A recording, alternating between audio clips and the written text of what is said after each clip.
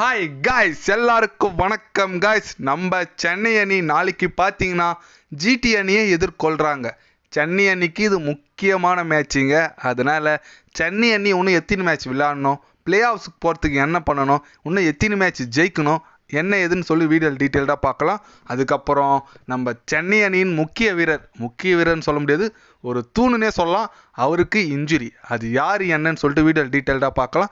அதுக்கு முன்னே நீங்கள் நம்ம சேனலுக்கு புதுசாக வந்திருந்தீங்கன்னா ஒரு சப்ஸ்கிரைப் மட்டும் பண்ணிட்டோங்க. வீடியோக்குள்ளே போகலாம். நாளைக்கு பார்த்தீங்கன்னா நம்ம சென்னை vs ஜிடி ஆடுறாங்க. சென்னைக்கு ஒரு முக்கியமான மேட்ச்னே சொல்லுங்க. ஏன்னு கேட்டிங்கன்னா இந்த மேட்ச் வெற்றி பெற்றால் மட்டும்தான் பிளே ஆஃப்ஸுக்கு வாய்ப்பில் சென்னை அணி இருக்கும். ஏன்னு கேட்டிங்கன்னா நம்ம கேகேஆர் பார்த்தீங்கன்னா 11 மேட்ச் ஆடி இருக்காங்க. அவங்க 8 ஜெயிச்சிருக்காங்க. மேக்ஸிமம் அவங்க குவாலிஃபிகேஷன் சொல்லலாம். அடுத்தபடியாக பார்த்தீங்கன்னா எஸ்ஆர்ஹெச் அணி 12ல் 7 ஜெயிச்சிருக்காங்க. சென்னை அணி 11ல் 6, டிசி அணி 12ல் 6, எல்எஸ்ஜி அணி 12ல் 6. அதனால் நேற்று எஸ்ஆர்ஹெச் அணி தான் நல்ல ரன் ரேட்டில் ஜெயிச்சிருந்தாலும் சென்னை அணிக்கு பிலோ தான் ரன் ரேட்டில் இருக்காங்க. அதனால் சென்னை அணி இன்னும் ஒரு 3 போட்டியில் 3 மேட்ச் ஜெயிச்சா டாப் 2ல் முடிக்கிறதுக்கு கூட சான்சஸ் இருக்குது. ஆனால் 3ல் 2 ஜெயிச்சா டாப் 4ல் கண்டிப்பாக போயிடும்னு சொல்லலாம். அதுக்கு பார்த்தீங்கன்னா எல்எஸ்ஜி அணியும் டெல்லி அணியும் வர மேட்ச்லாம் தோக்கணும். ஏன்னு கேட்டிங்கன்னா எஸ்ஆர்ஹெச் அணி ஆல்ரெடி 12 ஆடி அவங்க 7 இருக்காங்க. அவங்க கம்பல்சரி உள்ளே போயிடுவாங்கன்னு சொல்லலாம் இருக்கிற ஃபார்மில் பார்த்தா. அதனால் எல்எஸ்ஜி அணியும் நம்ம டிசி அணியும் தோத்தா சென்னை அணிக்கு வாய்ப்பு பிரகாசமாக இருக்கும். ஆனால் சென்னை அணி வர மேட்ச்சில் ஜெயிக்கணுங்க. அப்படி பார்த்தீங்கன்னா சென்னை அணியில் இப்போதைக்கு ஒரு பேட்டிங் கொலாப்ஸ் இருக்குதுன்னு சொல்லாங்க. ஓப்பனிங் செட் ஆகலை, எந்த பிளேயர் எந்த டவுனில் இறக்குதுன்னு இன்னும் கன்ஃபியூஸில் இருக்காங்கன்னு சொல்லலாம். போலிங் சைடில் பார்த்தீங்கன்னா தீபக் சகர் ரூல்ட் அவுட்டு, பத்திரனா போயிட்டார் இன்ஜுரியால். அப்புறம் நம்ம முஸ்தபிசர் ரஹ்மான் நல்லா போட்டுருந்தார், அவர் நேஷனல் டியூட்டிக்கோசரம் போயிட்டார். அதனால் சென்னை அணியில் நிறைய குழப்பங்கள் இருக்குது. அடுத்த போட்டி ஆனால் போன மேட்ச் செம்மையாக வின் பண்ணாங்க. அதே காம்பினேஷனோட இந்த போட்டி கண்டிப்பாக சென்னை அணி வின் பண்ணணும்னு நான் நினைக்கிறேங்க. அது மட்டும் இல்லாமல் ஜிடி அணி அவங்க கோட்டையில் குஜராத்தில் ஆடுறாங்க. அதனால் அவங்களுக்கு ஹோம் அட்வான்டேஜ் இருக்கும். இருந்தாலும் சென்னை அணிக்கு எங்கே போனாலும் ஹோம் அட்வான்டேஜ் இருக்குதான். ஆனால் இருந்தாலும் அந்த போட்டி வெற்றி பெற்றால் தான். அடுத்த போட்டி பார்த்திங்கன்னா ராஜஸ்தான் அணி கூட நம்ம கோட்டையில் சென்னை விளையாடுறோம் சென்னையில். அதுக்கு அடுத்த போட்டி பார்த்திங்கன்னா ராயல் சேலஞ்சர்ஸ் பெங்களூர் அணி கூட எதிர்கொள்கிறோம் பெங்களூர் கோட்டையில்.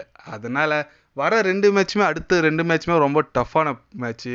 சென்னை அணி இந்த மேட்ச் வின் பண்ணால் மட்டும்தான் அட்லீஸ்ட் அது 2ல் எதனா 1 ஜெயிச்சா கூட உள்ளே போகிறதுக்கு நிறைய சான்ஸ் இருக்குது சென்னை அணிக்கு.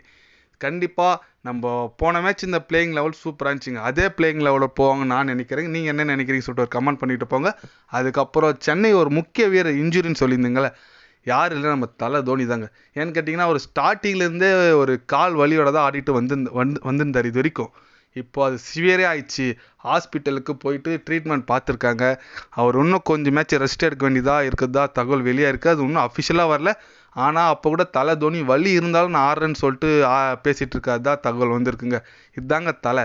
நான் தான் வலி இருந்தாலும் ஃபஸ்ட்டு ஸ்டார்டிங் மேட்ச்லேருந்தே வலி இருந்துச்சு, கண்ட்ரோல் பண்ணி ஆடி இருந்தார். கீப்பிங் சூப்பராக பண்ணார், பேட்டிங் லாஸ்ட்டில் ஃபினிஷிங் சூப்பராக பண்ணார்.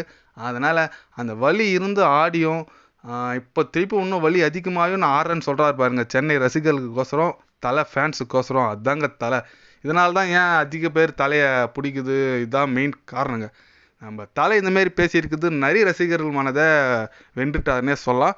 கண்டிப்பாக தோனி அடுத்த மேட்ச்சு அவர் முடிஞ்ச அளவுக்கு இறங்க வேண்டியதாக பார்க்கணுங்க. ஏன்னு கேட்டிங்கன்னா தலைக்கோசம் தான் ரசிகர்கள் பார்க்கறதுக்கே வராங்க.